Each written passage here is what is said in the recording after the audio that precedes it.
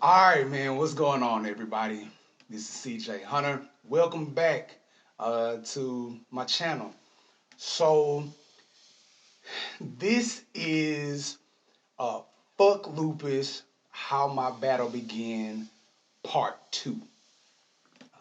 In the first part, I took y'all through just the early stages of coming up to being in the hospital, and that being the situation where I found out that yes, I had been walking around with lupus for 2 years without having even known about it. But before I get into all of that, go ahead, like the video, comment, and say you first, second, whichever one you are. But yeah, go ahead and like the video, man. Hit that subscribe button, hit the notification bell. Everything that I'm asking y'all to do is for free. So yeah, yeah. Let me make sure. Okay, cool. Bet. I just want to make sure boys is in focus, man, because I need the quality of this video to be A1. So yeah, so where I left off in the last video, and this was, man, I'm so sorry that it's taking me so long to do this part two. I've been in and out of the hospital because as there's ups and downs when it comes down to lupus and all this other stuff, and then your boy caught COVID, so that was a whole thing. But anyway, man, so yeah, like where I left off in the story, my mama had been handed off my insurance card, and then boom, after that it was a rush. Like everybody was rushing to do all these kind of tests.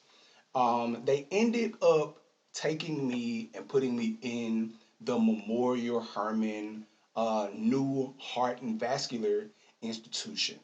Like this building had just been built, y'all. State of the art. Man, this room was freaking huge. I'd never seen anything like that in my life.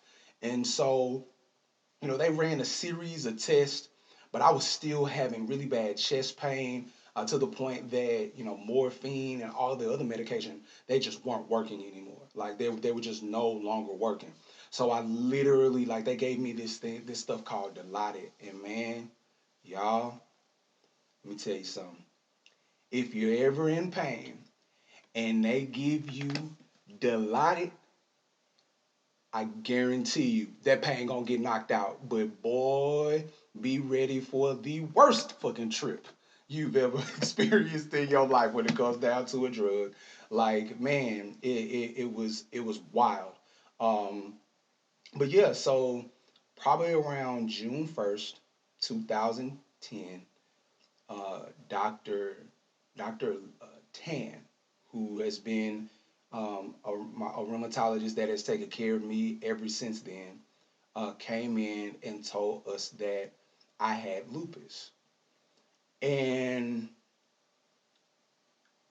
I can't say that I was devastated because at that time I didn't know what the hell lupus was. And my mom kind of knew, but even, she's sitting there and even she was just, not really fully aware of, what lupus was and, just all of the challenges and stuff like that that comes with that. And so yeah, so they run more tests just to confirm. And yeah, like it ends up, being true that I did have lupus. And then that was also a time where I got my very first blood transfusion, and that was a trip because I didn't know why a blood transfusion was needed, how my blood count had dropped as low as it did at that time. And so yeah, like I just it was crazy, man. Like and so and so began the journey and the battle because first of all I had to get educated on what this shit was. Like what is lupus? How does it affect me? How is this thing going to get worse? Is there a way for it to get better? I was devastated to find out that no, Chris, there is no cure. No, CJ, there you will this thing has a mind of its own, so you can do all the things right. You can do all the things right. Your diet can be right. You can be getting enough rest. You can be getting enough exercise. You can keep your stress levels down as much as you can. But lupus is a disease that has a mind of its own. And so when it's ready to be active, it's going to be active, no matter what. And so that took a lot of getting used to. And I had so many bouts with pericarditis and having that pain in my chest, and not being able to sleep, and then the swelling of the muscles in the joints, and the cramping, and it was a lot, y'all. And so between 2010, and I'll fast forward and say about 2014, it was hospital stay after hospital stay. Everything from pericarditis, and what was crazy was there was so many hospitalizations because of the pericarditis and everything that was going on with my heart, that it had literally decreased my heart function all the way down to like 35, 36%, which at that time, it's 2010. So that makes me almost 23 years old going through something like this. I had to go to cardiac rehab for 8 weeks. Um, imagine